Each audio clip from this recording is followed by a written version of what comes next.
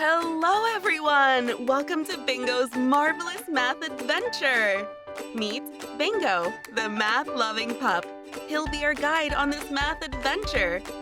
Today, we're going to have fun and learn new math vocabulary words that will help us talk about measurement and data. Ready? Let's go!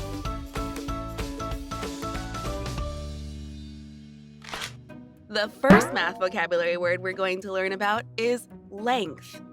Length tells us how long something is from one end to the other. Look at this crayon.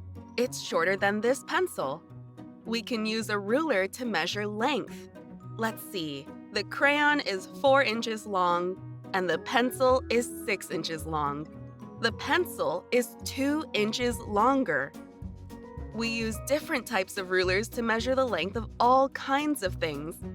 Tailors use a tape ruler to measure how long a person's arm is. Scientists measure flowers. Carpenters use a ruler to measure how long a piece of wood is. The next math vocabulary word we'll talk about is weight. Weight measures how heavy something is. Max is holding a soccer ball. Taylor is holding her puppy. Which weighs more, the ball or the puppy?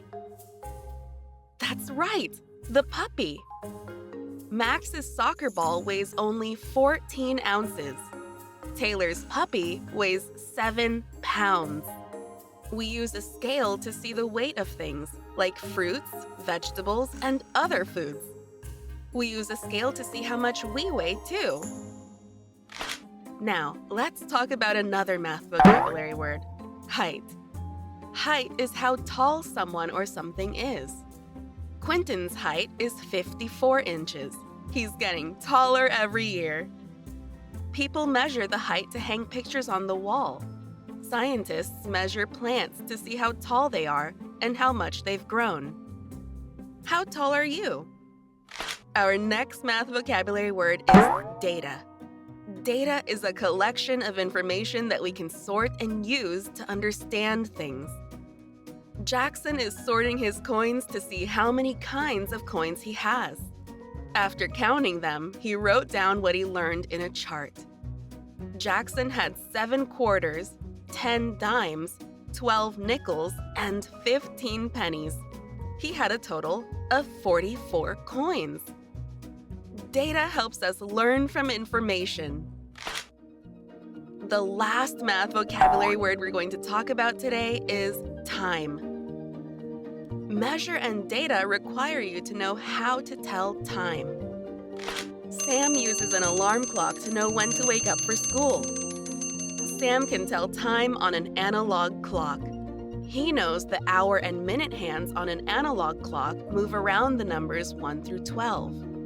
The minute hand is long and the hour hand is short. When the short hand is pointing to the number 7 and the minute hand is pointing to the number 12, Sam knows that it's 7 o'clock. Time to get up, even though he doesn't want to. A digital clock shows the time using just numbers and a colon. It's 7 o'clock.